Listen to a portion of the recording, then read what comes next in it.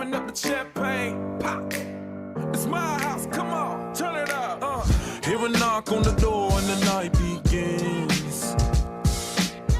Cause we've done this before, so you come on in. Make yourself at my home, tell me where you been. Pour yourself something cold, baby, cheers to this. Sometimes you gotta stay in, and you know where I live. Yeah, you know what we is. Sometimes you gotta stay in. Welcome to my house, baby, take control now. We can't even slow down. We don't have to go a while. Welcome to my house, play that music too loud. Show me what you do now. We don't have to go a while. Welcome to my house. Welcome to my house. Morning comes and you know that you wanna stay. Close the blinds, let's pretend that the time has changed. Keep our clothes on the floor, open up champagne. Let's continue tonight, come on, celebrate. That's how we do. Sometimes you gotta stay in, and you know where I live. Yeah, you know what we is. Sometimes you gotta stay in. Welcome to my house, baby, take control now. We can't even slow down. We don't have to go a while. Welcome to my house, play that music too loud. Show me what you do now. We don't have to go a while. Welcome to my house. Welcome to my house. Welcome to my duck off the crib, the spot, the pad. But my house is your house if you throwing it back. Excuse me if my home draining the sand. Soon as these happy faces land, you can run with the cash. Home run, slam dunk, touchdown pass. Mi casa es tu casa, so it ain't no holding back. Another shot of vodka, you know what's in my glass. It's my house, just relax. Welcome to my house, baby, take control now. We can't even slow down. We don't have to go a while. Cheers to this. Welcome to my house. Play that music too loud. Show me what you do now. We don't have to go a while. Welcome to my house. Well, hello, everybody. Good morning, good afternoon, good evening, wherever in the world you are connecting from today. Thank you so much, everyone, for being part of our Hacking HR live chat series.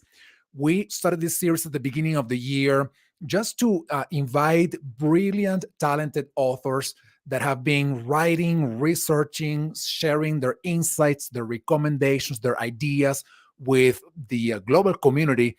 And through this Hacking HR live chat series with all of us here in this Hacking HR community. I hope you have found a lot of value in all the conversations that we've had over the past few months. If you have missed any of them, you can go to our website, hackinghr.io, and we have all the sessions that we've had as part of this Hacking HR live chat series posted in there. And please go and check them out.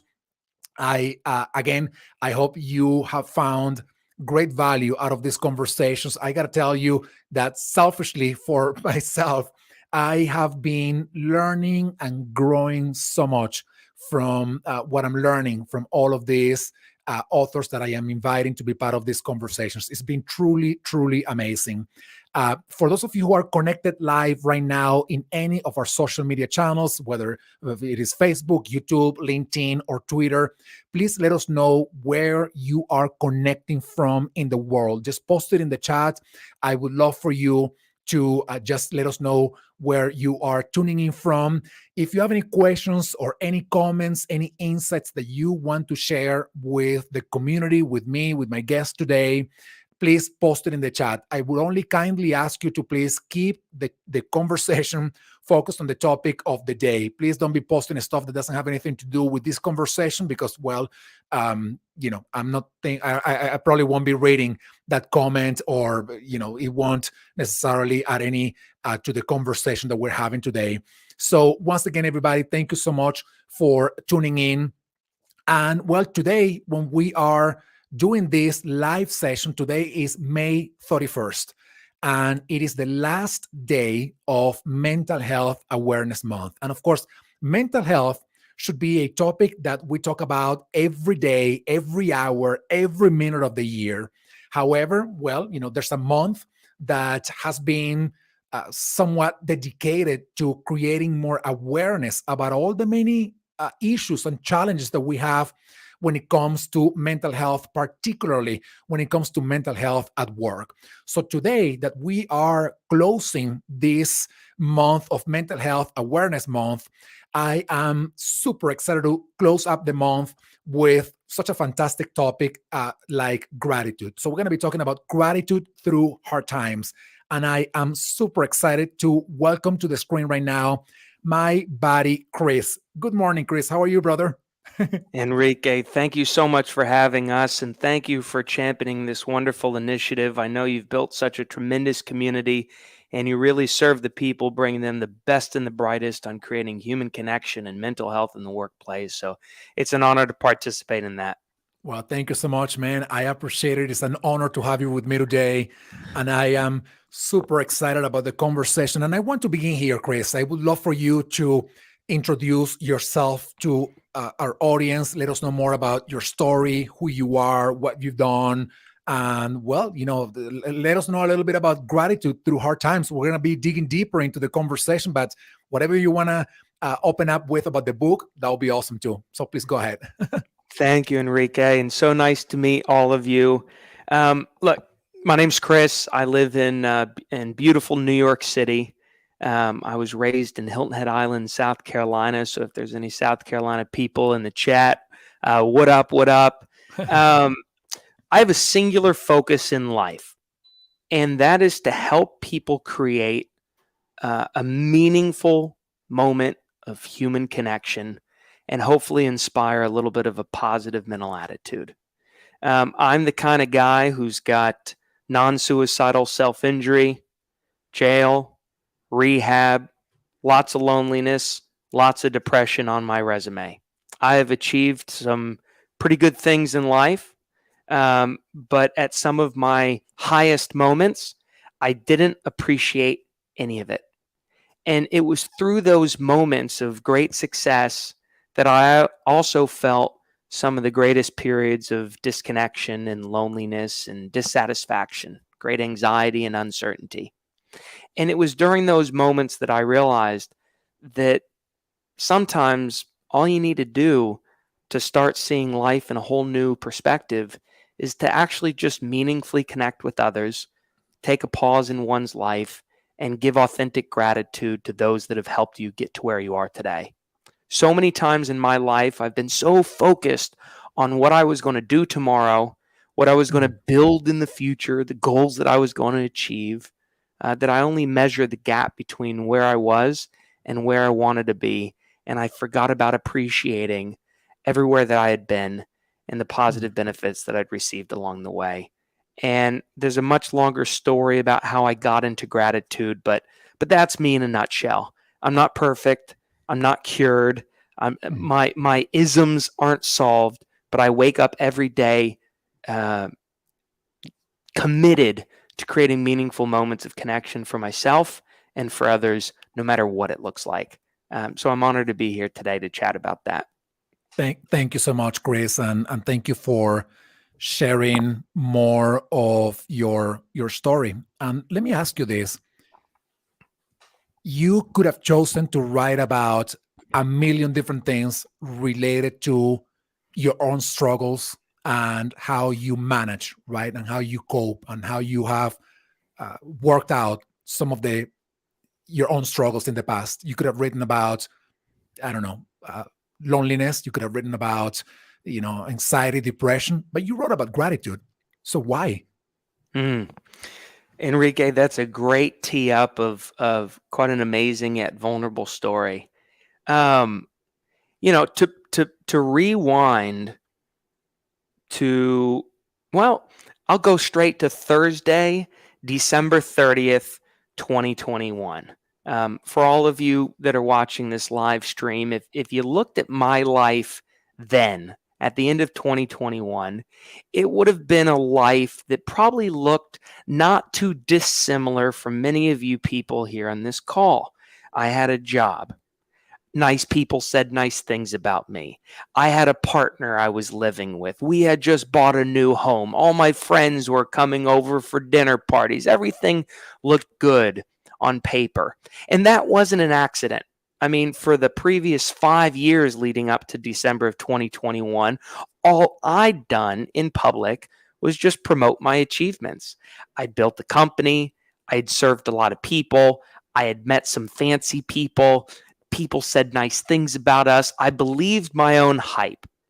But if you looked closer at my life, what I had done was architected a life that was filled with competition rather than collaboration. It was filled with scarcity rather than abundance. I was hyper focused on achieving some statuses and obsessions and growths and goals that didn't actually serve me. They just actually looked good on the resume. And towards December of 2021, my business through the pandemic was actually growing to all new heights. We pivoted our experiences-based company to a virtual experiences business, and we're producing hundreds and hundreds of experiences serving the world's biggest companies, helping them connect in a meaningful way. And as my business was rising up to all new heights, and we were recording record revenues and profits, all of a sudden one day, I self-sabotaged and almost threw it all away. Thursday, December 30th, 2021, me and my partner went out for dinner at Lure Fish Bar in Soho, Manhattan. And while we were there, we got into an argument. I drank a little bit too much.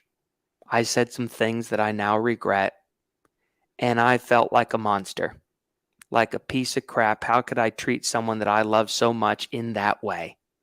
And when we got home, I took out a kitchen knife and did something that I've done to myself many, many times, which was engaged in an action of non-suicidal self-injury. And I know it's vulnerable to be talking about it in this way, and I hope I'm not triggering people on this call, but non-suicidal self-injury refers to the intentional destruction of one's own bodily tissue for purposes not socially sanctioned without suicidal intent. I never meant to come anywhere near ending my life, and thank God I didn't, but it was my cry for help. It was my way of feeling pain so that people would actually pay attention to me and how I was screaming on the inside. And after I did that non-suicidal self-injury episode, my girlfriend flew home to actually be with her family for the holidays, and I sat alone in my apartment for the next couple days. I'd cry at every Nancy Meyers movie I'd watch on repeat, like The Holiday, or It's Complicated, or Something's Gotta Give.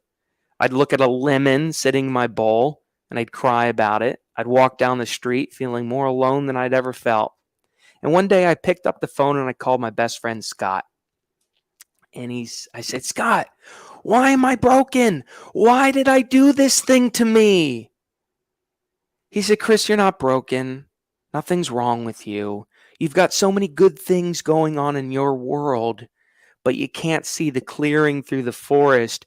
You appreciate none of it. The gratitude has stopped flowing. And I thought that was, like the wisest thing anybody had ever said to me, but I also felt like a crock of crap. Me, the guy who's been promoting gratitude for all these years, is now somehow suffering from a lack of gratitude. And it was in that moment that I realized I am not the first person in human history to suffer from a lack of gratitude. Mhm. The plague of ingratitude has run rampant for thousands of years. Back to the ancient Stoics, they write about it. And it was then that I realized that that is what I needed to write about next. The plague of ingratitude that we might all feel, that we can talk about in a sec, and how the science and psychology and ancient Stoic philosophy of gratitude can actually help us all through our own hard times and create meaningful moments of connection with others. And it was when I realized that slight shift in perspective that I needed to go from ingratitude to gratitude that my whole life changed around for the better. I didn't have to quit my job. I didn't have to break up with my girlfriend. I didn't have to sell my home. I didn't have to return the awards and accolades and all the money. I just had to change my perspective and Mhm. operate through an attitude of gratitude. That is powerful, man. And well, first of all, I appreciate the vulnerability to show up so authentically in front of our community, right? And share your own story. And lots of things resonating with me right now. One of them being this one, and forgive me for putting it this way, but it is the irony of having an outwardly expression of success while internally screaming for attention. You know what I'm saying? It is, I have all the Mm-hmm. accolades and people tell me nice things. You said this before. People tell me nice things. My girlfriend is like, you're the best boyfriend ever. And your coworkers are like, you're the best coworker ever. And your clients are like, you're the best service provider ever. But inside, something was missing. Isn't that, isn't there an irony in that? That is the great curiosity of the world, is that even when everything looks good on paper, we could somehow every day wake up and try to correct or fix a little bit of what's going wrong rather than appreciate and help go right all the amazing things we have. It's that slight shift between ingratitude and gratitude. Why is that though? I mean, why? And I gotta tell you something, another, a moment of vulnerability as well. Um, I have built this community, right? And I did it through hard work. Nobody has ever given me anything to make the building of this community any easier. I have put I myself, I have put every building block of what this community is right now. It is my second language. I am from another country. Here I am, and people say great things, the accolades, the prizes, the recognition. And man, I it's so hard for me to say, shit, look at all that I've built. Instead, what I think is, wow, what I haven't built, or what I am not, or what I haven't become, or the journey ahead. I still struggle with that same thing of not looking at at the positive things that have happened, at all that I've built, at all the effort that I've put into this. Why is it that we just focus on what we are not, what we don't have, what we haven't become, and we don't recognize what we have, what we are, and what we have become? You know, there's an interesting answer to that exact thing that you said. And it comes down to a simple Steve Jobs quote. Mhm. You can't connect the dots looking forward. Mhm. You can only connect the dots looking backward. I love The that quote, by the way. future for everybody watching on this call, your future may be filled with great uncertainty and anxiety, especially in a constantly changing workplace, in a constantly changing world. And oftentimes we measure the gap between where we are and where we want to be, and that looks like failure. Yeah. I haven't hit that next goal. I haven't made my first billion. I haven't hired my 1,000th employee. Whatever the goal is, the odds are you will never actually hit that goal. Or once you hit that goal, you will move the goalposts Mhm. that much more out of dissatisfaction. I Mhm. mean, if you're watching this, answer this honestly. How many times have you set a goal in life only to achieve it and look at it and say, that actually didn't feel as good as I thought it would feel? Might as well move the goalpost. That's ingratitude. That's instead of appreciating all the small wins that you took as a team, as a company, as an individual to get here, you're focused on what you haven't achieved yet. See, I believe that ingratitude shows up in three big ways for people.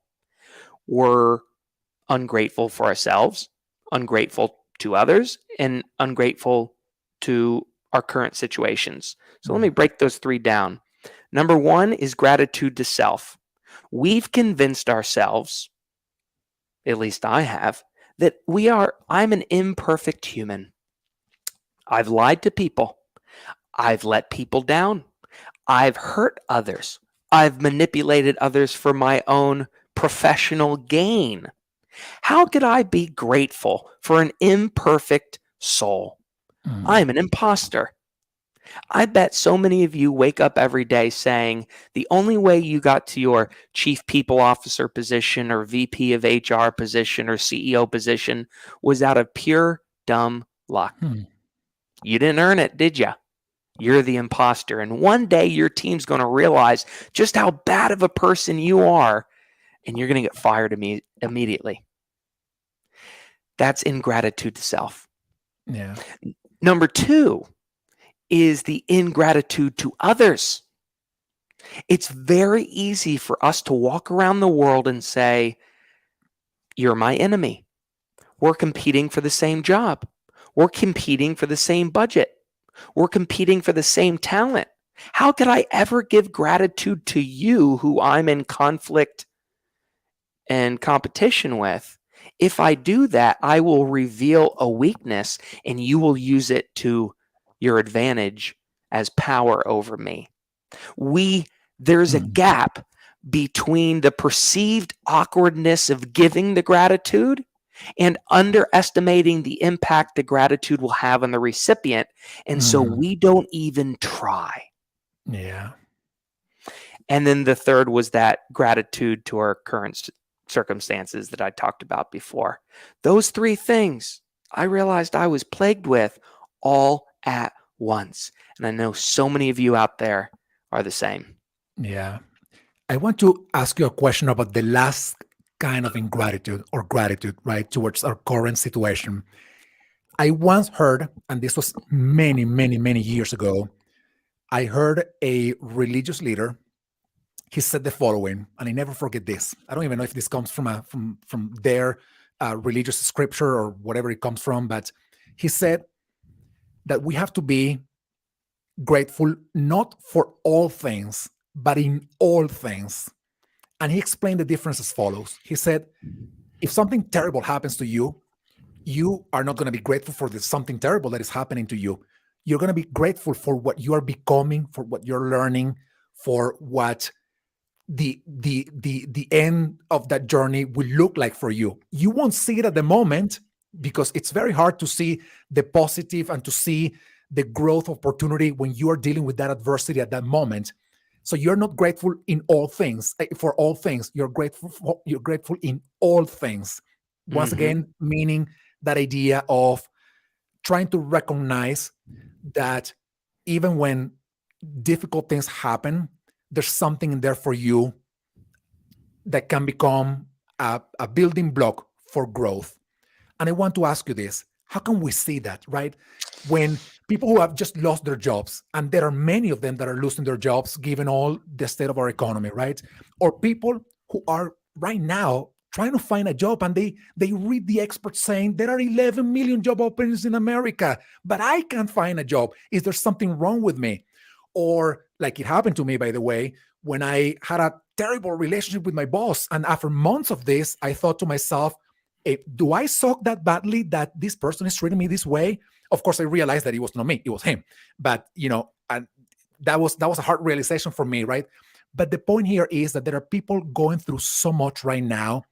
And I wonder if there's a way for them to be more intentional about saying, I could be grateful in all things, right? I could be grateful for what I am going to become out of this, the suckiness of this situation that I'm going through right now.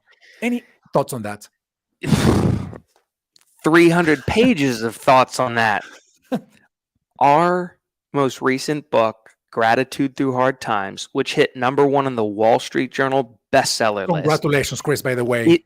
Thank Awesome, you. man. Awesome. We had a great team, Tyler Wagner, great marketers.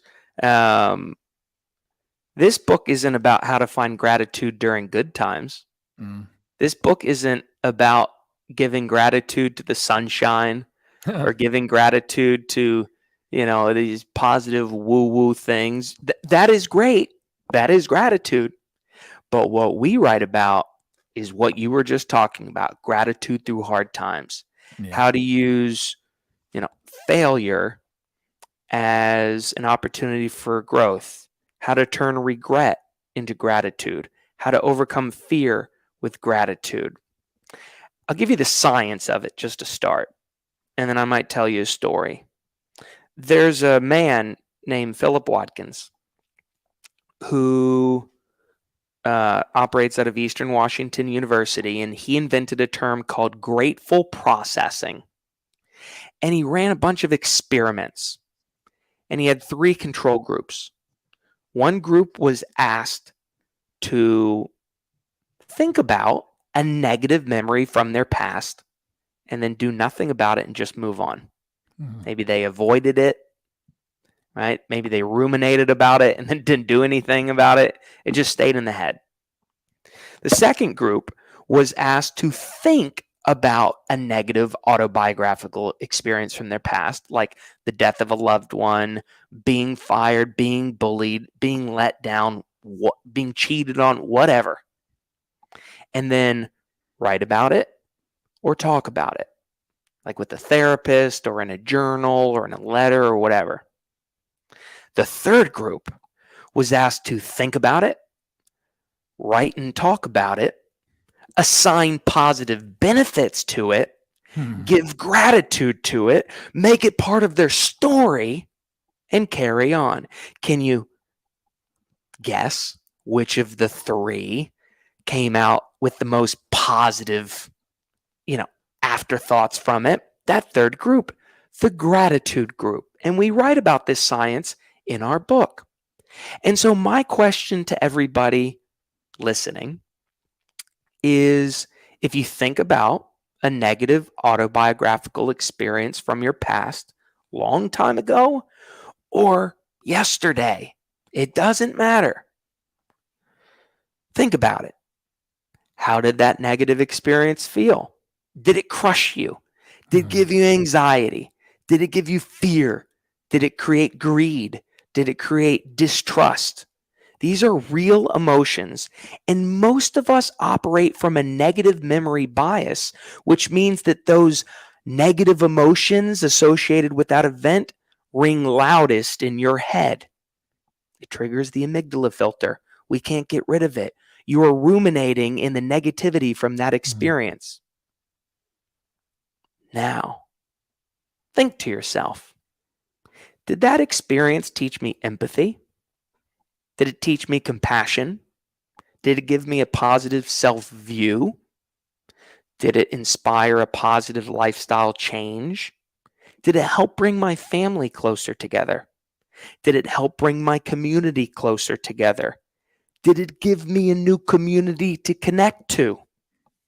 Did it help me make more money? Etc., etc. We actually invented something called the Positive Benefits Checklist in our book that helps you walk through this. Now, here's what could have happened. You could have thought about being fired from your last job. Maybe you got fired from the last job. You come to Hacking HR to figure out how you can get your next job in HR. And you're sitting there thinking, oh my God, my life's over. I just lost that job. Well, what if the positive benefit from that is that you got constructive feedback upon your exit interview? Well, now you can use that to your advantage to change your operating style for your next job, etc., etc. Maybe it gave you a new community like hacking HR to connect to, etc., etc. So bad things are unavoidable in life. Yeah. But bad things don't have to have a bad impact on our own well-being. We cannot choose what happens to us. We can choose our perspective on what happens to us. And that's the difference. I'll tell you a brief story. Thomas Edison, one of the most famous inventors of all time. December 10th, 1914, his son rushes into his house while he's having dinner. He says, Dad, you got to come quick. All the factories are burning down. You got to come quick. Well, he stands up and he slowly walks across town where 9 different firefighter units are putting out a blaze that's encompassing his multi-acre factories, inventions, trademarks, patents, whatever. His whole life is going up in flames. And he looks down at his son and he says, go get your mother and all her friends. They're not going to want to miss this fire. It's quite the spectacle. You're never going to see a fire like this again. And studies would show that he lost about $900,000 that night, which is about his yearly revenue at the time. Yeah. I mean, half of his inventions went up in flame, and you're not even counting the potential revenue of all his new patents and plans and blah, blah, blah. Well, what did he do the next day? He didn't ruminate on the past. He didn't dwell on the negative. He didn't become crippled with anxiety or fear or guilt or shame. No, he assigned the positive benefits to what just happened. He went out with creativity and innovation and borrowed some money from the community and Henry Ford very generously. And he went on to make $10 million that next year. And his company only grew from there. It's called failing forward. It's called post-traumatic growth. These things can happen when you own the narrative, give gratitude to it, and make your failure part of your life story. That is powerful, man. And I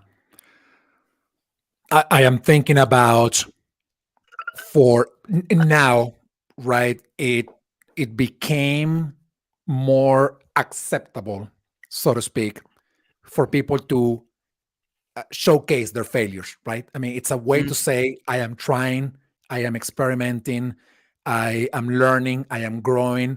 And in that process, like T. Edison, I failed 10,000 times until I found the solution, right? It's, the quote, something like that, the quote goes. And I am thinking that as you go through that process, one thing that I've learned very recently, by the way, is the whole range of emotions that you can feel. And in fact, I think I read research showing that humans have something like 30,000 different emotions. Wow. And it's like something like really out there. And then, I would love for you to maybe comment on this idea of, if you see your factory burning down, you're going to be probably enraged. You're probably going to be very angry, but you don't dwell there. You wake up the next morning and you say, this happened to me. It sucks. It's awful. I wish it hadn't happened to me, but how am I going to grow out of it? So what's the role of feeling all those emotions that you can go through and still being grateful, right? That you even experience those very emotions that you may not want to dwell on for the longer term? Yeah, that's a great question. It all comes down to mindfulness. It all comes down to the notion that gratitude promotes presence. When you are going through a traumatic experience like that, like the death of a loved one, the burning of a building, the getting fired, someone breaking up with you, oftentimes we avoid feeling those emotions in order to get through to tomorrow. We say, I'll process those later. I'll process those in 50 years. Let me just get ahead to tomorrow. But that is to practice mindlessness. That is to move on without processing. Mm. So the opposite of that is mindfulness. It's the idea of doing something one mindfully, right? So many people that are here today that work in HR, you probably know that when someone applies to work at your company, probably the top thing that they say on their resume is, I'm a great multitasker. Yeah. Where has that gotten us? We live in the Yeah. most disconnected, miserable, uh, high attrition and turnover period of history than ever before. Maybe Yeah. multitasking is not the answer. Maybe Yeah. monotasking and acting one mindfully about something is. You could say, I want to be one mindful about reading a book. You can say, I want to be one mindful about taking a walk. You could be one mindful about having a meal with your family. You can also be one mindful about feeling negative emotions. And that when these negative emotions occur because of a traumatic event, do not rush yourself through them. One mindfully sit with them. If you're grieving, grieve. If you feel pain, but do it with all your intention and focus. Mhm. And when you come into the present, that's where gratitude can live, and that's what gratitude can inspire. See, at our gratitude experiences, just to give kind of flavor for the people watching, July 15th, 2015, and this is coming back to that answer. July 15th, 2015, I decided to host a simple dinner party. 15 Mm. friends in my home. We delegated a bunch of tasks. We had a shared group experience. We ate some decent pasta sauce. And at 7:47 p.m. that night, now the name of my company, I asked a simple question. And I want to ask it to you now. If you could give credit or thanks to one person in your life that you don't give enough credit or thanks to, or that you've never thought to thank, who would that be? Think about it for a sec, and I'll explain why that relates back to Enrique's previous question. Who's coming to mind? Is it your mother? Is it your father? Is it your dog? Childhood friend? Teacher? Ex-bad boss? Who's coming up for you? Maybe put it in the chat below. Just the idea of you taking this pause and coming into the present and connecting mindfully about this one question. This is a positive psychology microintervention. This Mhm. took you out of ruminating fearfully about the past, about the future, and it took you out of ruminating and regretting the past. It brought you into the present. And I bet that you are ready to share an amazing story about why you're grateful for these people. That's what gratitude does. It promotes presence. Mm. So when a big traumatic experience happens in your life and you're worried about what's going to happen in the future, or you're regretting what happened in the past, the thing to shorten the distance of processing that traumatic wound is to use gratitude coming to the present. The next time something big happens in your life, pause and ask yourself or someone around you this gratitude question. We've used it to spark over 500,000 relationships within the world's biggest companies in the last 8 years. And I can tell you, it is a 99.998% success rate, guaranteeing a positive emotional transformation. So someone who's ruminating in the negative and can't get out of the way of those negative thoughts shifts into the positive, guaranteed. And we write about the science and psychology of all of that in this book. That is amazing, Chris. And you wrote about both the theory and the science and the data and the research, but also all these stories, right? That Mhm. bring this home, bring this to reality. You actually made, when you were commenting on this sort of last question, you're making me think about this book that I read a few months back. It's called A Way Out. It's about getting out of chronic pain. And it's all this new research about how some chronic pain is it's what this doctor calls neuroplastic pain. Pain that doesn't happen in the physical body is just triggered by the brain, and it's Mm, real. You feel the pain, but it's triggered by the brain and some wiring in there. But he says this, which I'm going to connect with something that you just said. He says that when you want to get out of that kind of neuroplastic pain, one of the first things you do is you explore, and he uses his words, you explore with lightness, curiosity, and compassion the actual pain. You don't think about the outcome. You're not thinking, I want to get cured. I want to be healed. I don't want to feel this pain anymore. You just explore it. You just feel where it is in your body, in your neck. I have chronic pain in my back. You feel it and you're like, I know where it is. I know what it feels like. I know when it pops up more than, other times.